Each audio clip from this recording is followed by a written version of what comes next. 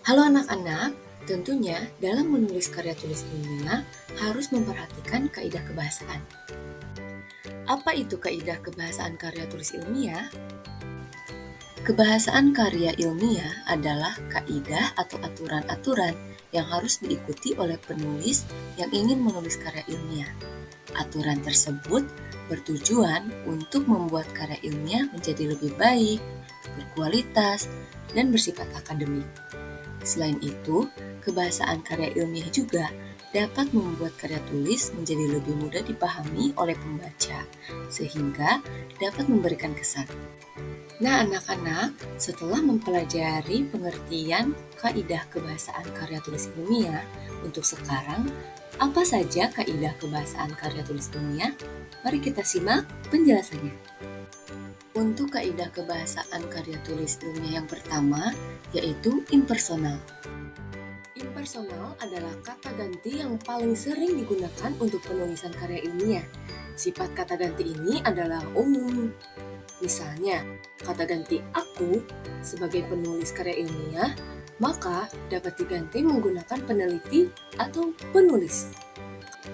Yang kedua adalah reproduktif. Reproduktif adalah penyampaian informasi yang disampaikan secara tegas, padat, dan singkat, serta mudah dipahami oleh pembaca. Yang ketiga adalah menggunakan bahasa baku.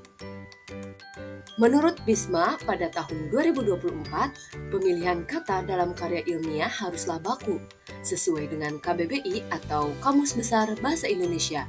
Tujuannya, agar kata yang digunakan sifatnya tidak rancu dan tidak terpengaruhi oleh bahasa lain.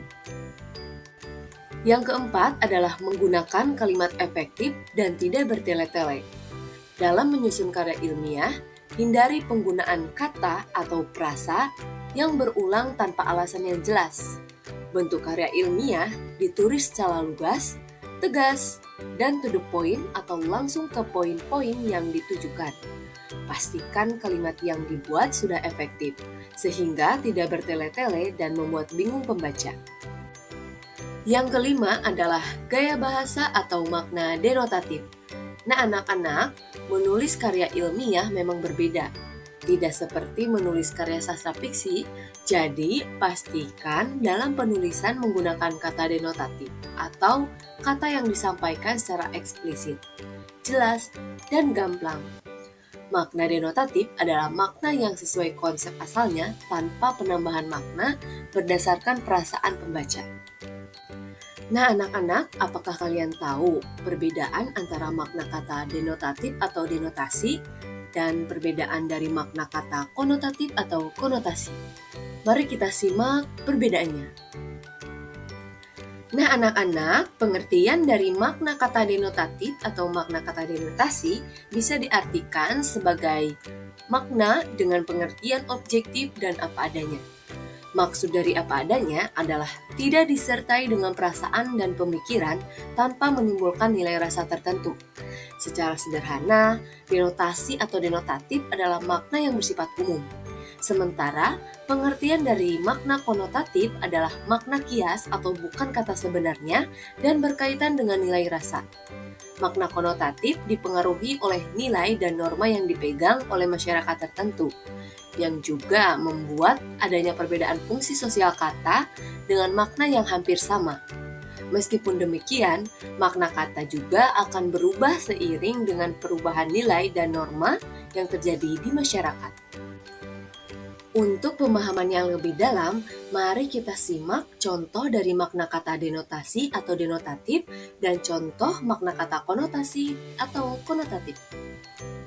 Nah, anak-anak, dari contoh tersebut dapat terlihat bahwasannya makna kata denotasi atau denotatif menggunakan kata yang objektif dan apa adanya. Maksudnya, menggunakan kata yang sebenarnya. Sementara, contoh makna kata konotasi atau konotatif menggunakan makna kias atau bukan kata sebenarnya dan berkaitan dengan nilai rasa. Itulah bagian-bagian kaidah kebahasaan yang harus ada pada karya tulis ilmiah.